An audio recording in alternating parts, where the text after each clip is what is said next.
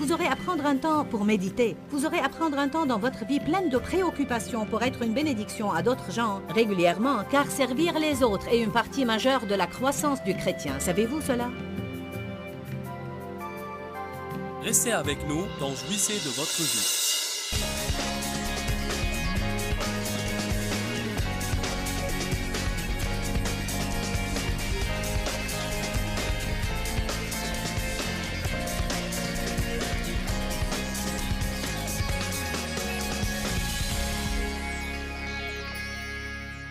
Être reconnaissant est vraiment un combat spirituel. C'est un combat spirituel contre la dépression, c'est un combat spirituel contre le découragement, et c'est un combat spirituel contre le fait d'être négatif. Nous chantons des chants sur les miracles. Vous savez à qui sont accordés les miracles? À ceux qui croient. Qui d'entre vous ce soir est heureux de ne pas aller en enfer? Amen. Vous pouvez vous asseoir. Prenez vos Bibles et allez à Deutéronome chapitre 8, s'il vous plaît. Nous sommes contents d'être de retour à Atlanta. Vous nous faites toujours un accueil chaleureux. Nous venons ici toutes les années depuis, je ne sais pas, 10 ou 11 ans, à ce que je crois. Et je suis contente de voir qu'il y a toujours des personnes qui viennent à nos conférences. Alléluia. Je me souviens du temps où nous venions ici et quelques centaines assistaient à nos réunions. Qui assistait à ces réunions quand nous avions juste quelques centaines? Je sais que Denise assistait à ces réunions et son mari aussi. Ceux qui travaillent pour nous disent qu'ils étaient là. Nous étions en train de parler de... Charlie a commencé à chanter un chant sur comment Dieu nous change de gloire en gloire. Qui sent parfois comme s'il est bloqué au milieu et il ne sait ni retourner ni comment avancer. Vous vous demandez si jamais Dieu va finir de travailler en vous. Vous savez quel est le secret d'être un chrétien victorieux? Je peux vous donner un seul secret. Le secret d'être victorieux est de ne jamais abandonner. Si vous êtes bien décidé à ne pas abandonner, la Bible appelle cela diligence, elle l'appelle endurance, elle l'appelle ténacité. Quoi que vous veuillez l'appeler, le secret est de ne pas abandonner. Continuez à persévérer et continuez à persévérer jusqu'à ce que vous épuisiez le diable. Parce qu'il essaye de nous épuiser. Mais nous allons l'épuiser. Je suis une personne reconnaissante parce que Dieu m'a fait faire un long chemin. Et je sais que plusieurs ressentent exactement la même chose. Très souvent, je lis Deutéronome chapitre 8 parce que...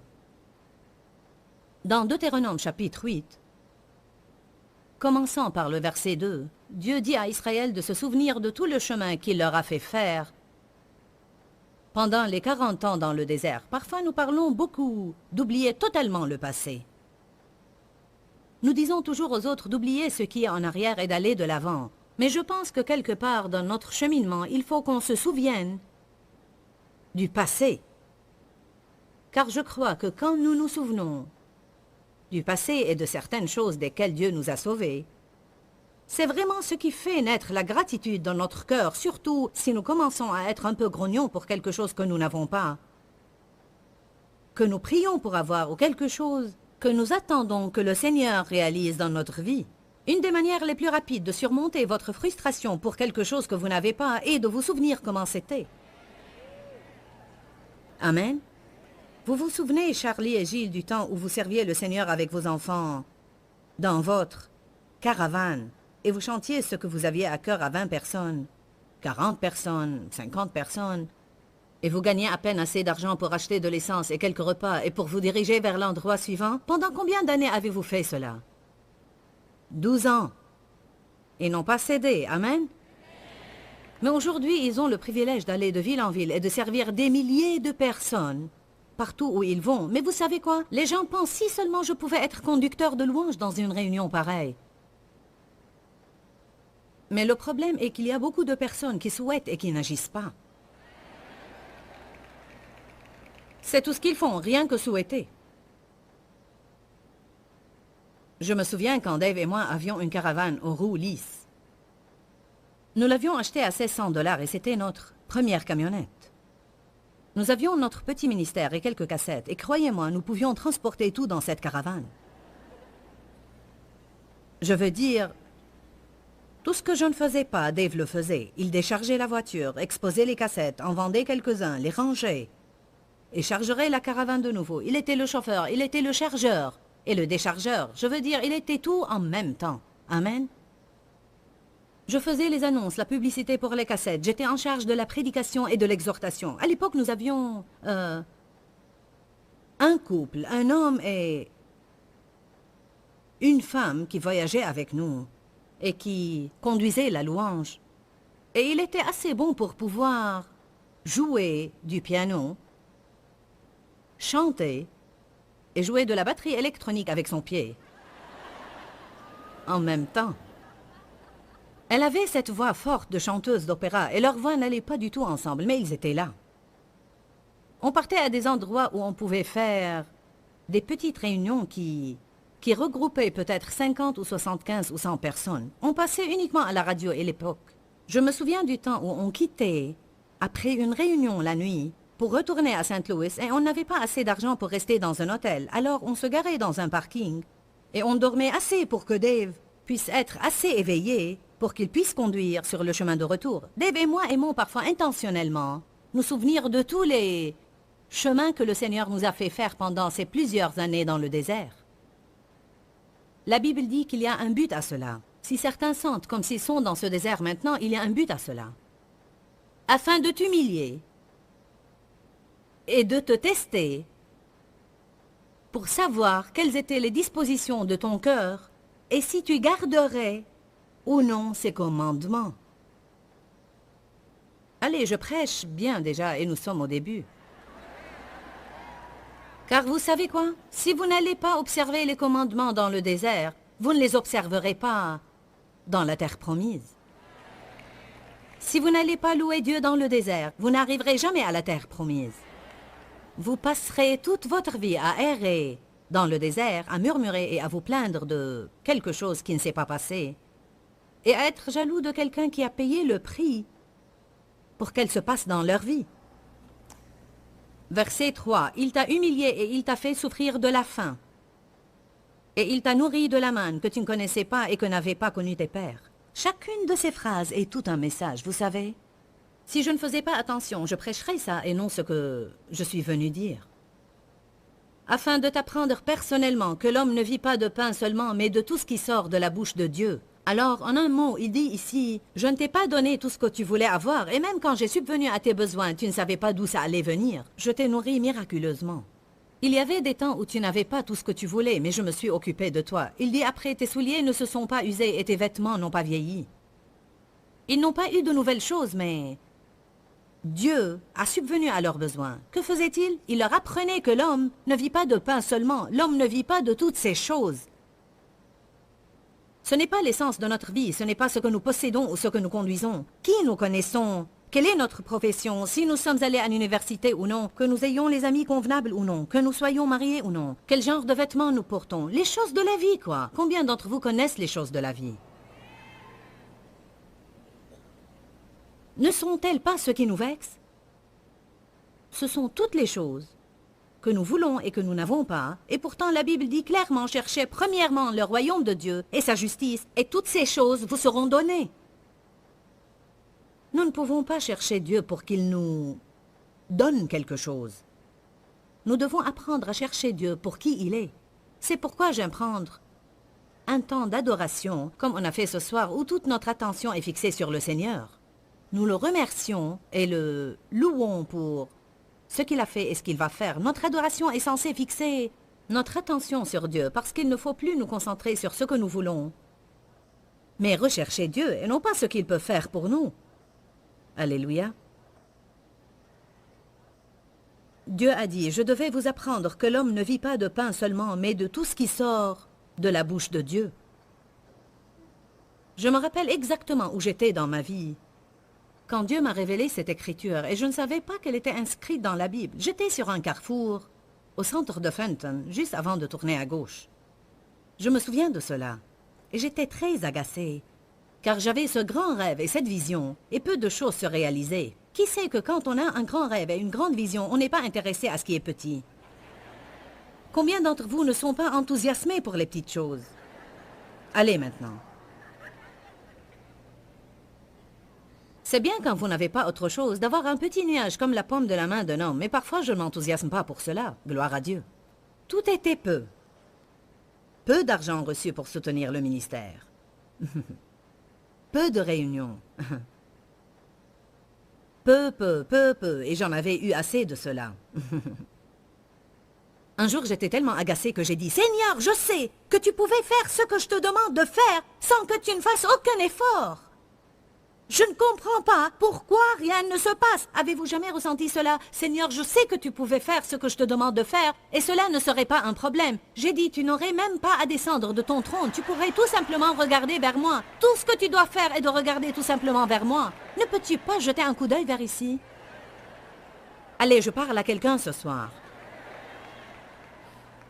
Rappelez-vous que je ne savais pas que Deutéronome, chapitre 8, 3 était là. Je veux dire, je ne savais pas ce que ça disait. Et le Seigneur m'a parlé dans mon esprit quand j'étais au feu rouge, juste avant de tourner à gauche, me plaignant du fait qu'il n'intervenait pas. Il a dit, « Je t'apprends que l'homme ne vit pas de pain seulement. »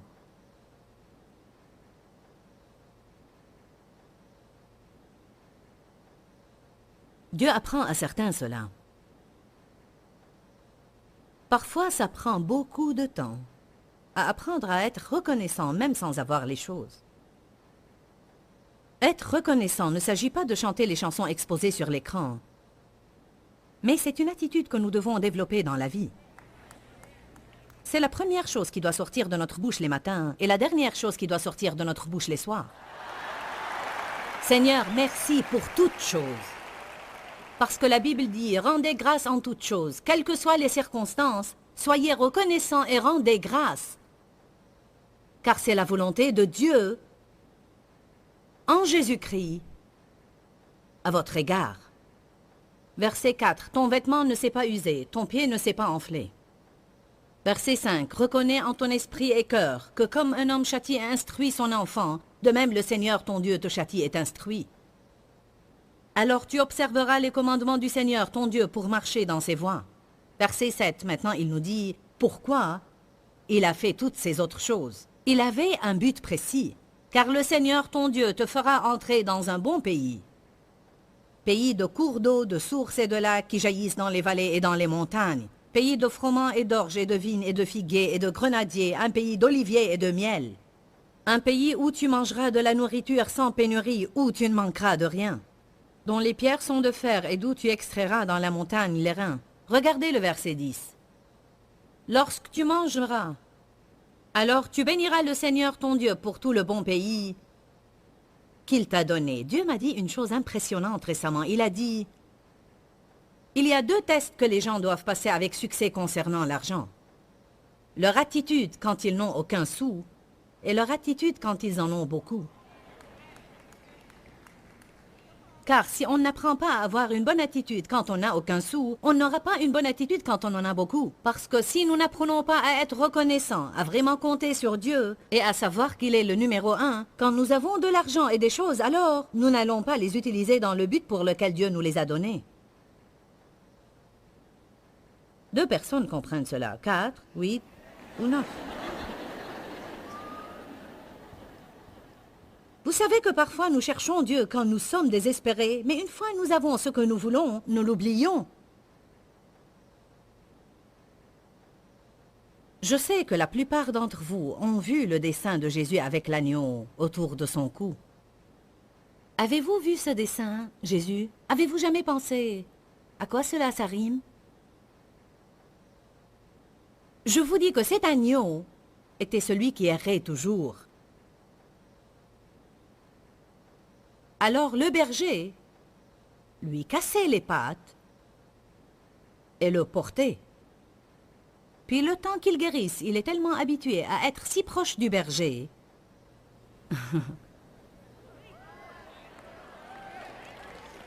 que quoi qu'il se passe après cela, il ne partira plus jamais. Alléluia. Parfois, nous ne comprenons pas pourquoi ceci se passe et cela se passe et autre chose se passe. Mais si Dieu ne peut pas nous porter à compter sur lui de toute autre façon, il nous fera compter sur lui à un tel point où nous devenons adonnés à Jésus. Et puis quand les bons moments viennent, même si nous jouissons des bons moments, nous restons toujours adonnés à Jésus. Alléluia. Il a dit, j'ai fait cela pour que je puisse faire de bonnes choses. Mais attention, quand vous êtes rassasié et vous mangez bien et vous obtenez tout ce que vous voulez, de ne pas m'oublier. Si vous continuez à lire le reste de ce chapitre, il est écrit, et si tu m'oublies, tu retourneras là où tu étais. Alléluia. Dieu fait des choses impressionnantes dans notre vie. Et vous savez quoi? Je vais dire une chose importante. Vous n'avez pas à comprendre tout ce que Dieu est en train de faire. Cela n'est-il pas une révélation? Dites tous à haute voix, je n'ai pas à tout comprendre. Tout ce que nous devons faire, c'est ne pas abandonner et continuer à persévérer. Nous n'avons pas à essayer de comprendre, car je vous dis que Dieu fait un travail dans notre vie. Il travaillera en vous et vous changera. Il travaillera dans les gens autour de vous et les changera si vous priez pour eux au lieu de vous plaindre d'eux. Il travaillera dans vos finances si vous payez la dîme et faites ce que Dieu vous a demandé de faire. Si vous ne faites pas ce que Dieu vous dit de faire financièrement, alors ne vous attendez pas à ce qu'il travaille dans vos finances. La Bible dit, « Si tu observes tous ces commandements, alors je vais. » Nous ne pouvons pas contourner le plan de Dieu et penser que nous pouvons avoir des dispenses exceptionnelles simplement parce que nous avons quelques excuses banales pour ne pas obéir. Pas tout le monde sourit. C'est étonnant. Quand vous parlez de l'argent, on ne voit pas beaucoup de sourires. Oh, cette affaire d'argent, je vous dis, cela nous agace, n'est-ce pas? Si nous n'obéissons pas à Dieu au sujet de l'argent, nous ne lui obéirons pas au sujet d'autre chose non plus. Dieu n'a pas besoin de notre argent, c'est une épreuve. C'est tout, juste une épreuve, pour voir ce qui est important pour nous. Gloire à Dieu.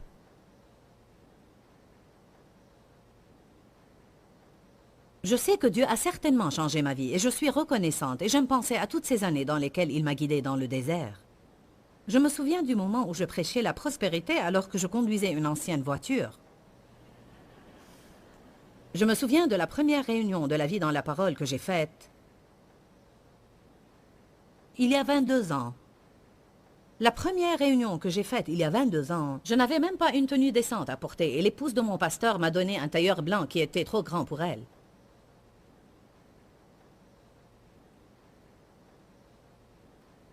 Je me souviens commencer avec mes 3 enfants et aujourd'hui j'ai 4 enfants. Ils sont tous adultes et ils travaillent dans le ministère. Bien non, en fait j'avais 4 enfants car aux premières réunions de la vie dans la parole, j'avais déjà Danny qui a aujourd'hui 22 ans. Je le portais sur ma hanche en me préparant pour aller à la réunion. Ne me dites pas que vous ne pouvez rien faire si vous avez des enfants. Allez, j'avais un mari et 4 enfants. Et je me souviens de ces moments. Aujourd'hui, Dieu nous a tellement bénis. Nous avons 4 enfants adultes et ils travaillent dans le ministère. Je me souviens quand je me promenais avec ma liste de confession. Je venais d'apprendre au sujet de la puissance de la confession. Je confessais, tous mes enfants vont se marier avec des personnes nées de nouveau et remplies du Saint-Esprit. Et ils vont tous servir Dieu dans un ministère à plein temps. Aujourd'hui, tous mes enfants sont mariés à des personnes nées de nouveau. Tous nos enfants travaillent pour nous, tous leurs époux travaillent pour nous. Vous devez appeler les choses qui n'existent pas comme si elles existaient. Nous avons 6 merveilleux petits-enfants, âgés de 1 an à 13 ans. Puis, combien d'entre vous connaissent ma fille Sandy qui fait des annonces? Bien, Sandy attend le 7e bébé. Et elle attend aussi le 8e bébé. Elle va avoir des jumeaux. Alléluia.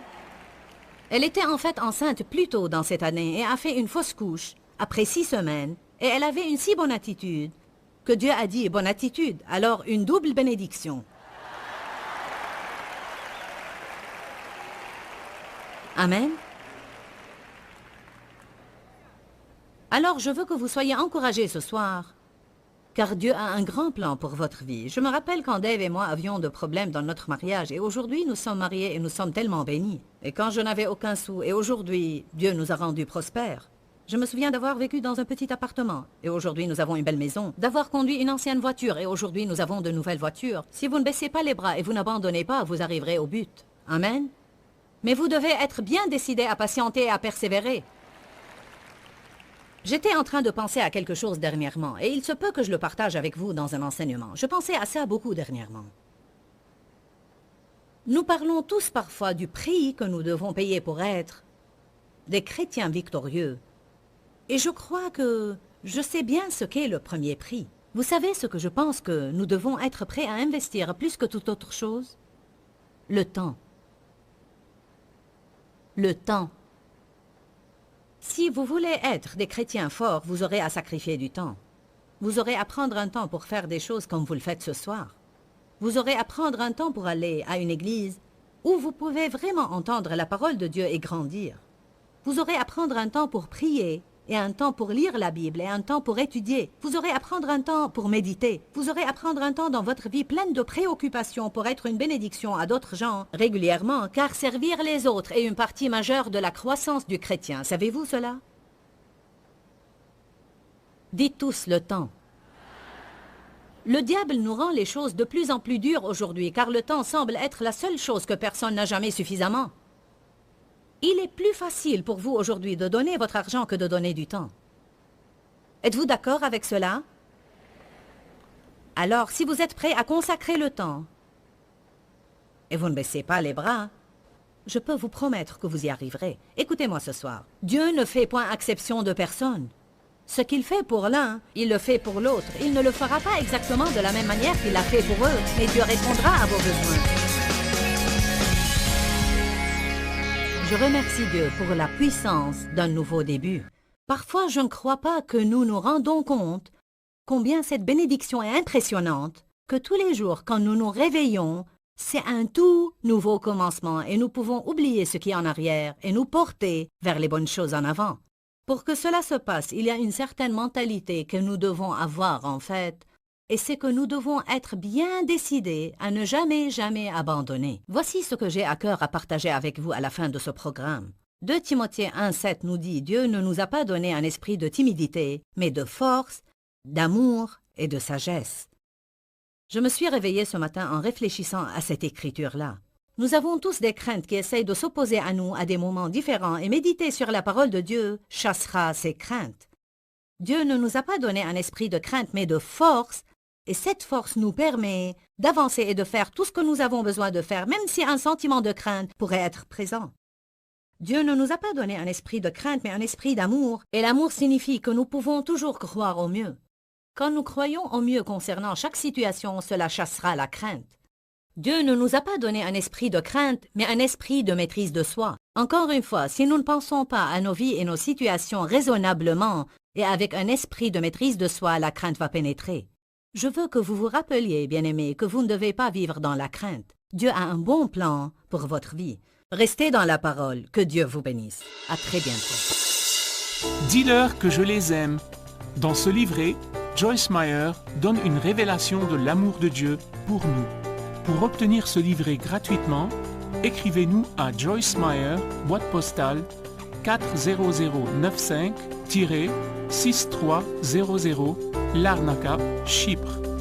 Ou bien visitez notre site web www.joycemeyer.org/fr.